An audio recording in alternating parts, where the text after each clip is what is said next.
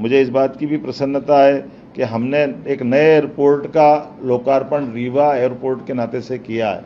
Aviation की दिशा में हमने बहुत बड़े काम अलग अलग प्रकार से किए हैं। उसी के सिलसिले में हमारे अपने रीजनल एयर कनेक्टिविटी भी बढ़ाई है, जिसके आधार पर टूरिज्म को लेकर के सिंगरौली, भोपाल, रीवा, सतना ऐसे कई छोटे सेक्टर में भी हमने अपनी लोकल हवाई सेवा भी उपलब्ध कराई, जो हवाई यातायात के साथ साथ पर्यटन को भी बढ़ावा दे रही है। हमने प्रयास किया है कि हमारे एयर एम्बुलेंस की सुविधा के माध्यम से आयुष्मान योजना के आधार पर बीमार या डॉक्टर और कलेक्टर की दोनों की सलाह पर उसको और उन्नत हॉस्पिटल तक पहुंचाना होगा, तो एयर लिफ्ट के माध्यम से हम उसकी जान बचाने में उसके आयुष्मान कार्ड के आधार पर ही एयर एम्बुलेंस की सुविधा दे रहे हैं और बड़े पैमाने पर इसका हमको अच्छा रिस्पांस मिला है।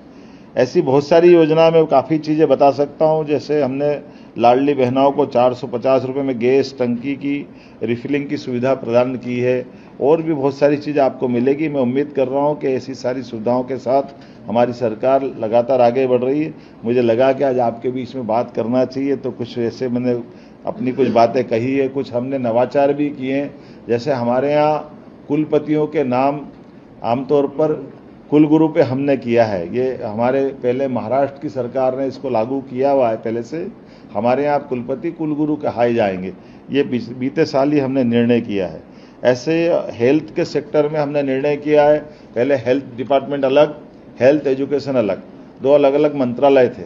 हमने कहा ये अनावश्यक है, इससे खर्चा भी बढ़ता है और सुविधा में भी असंगत होती व्यवस्था, इसलिए दोनों मंत्रालय को एक करके हमने एक ही मंत्री को ये दोनों काम दिए।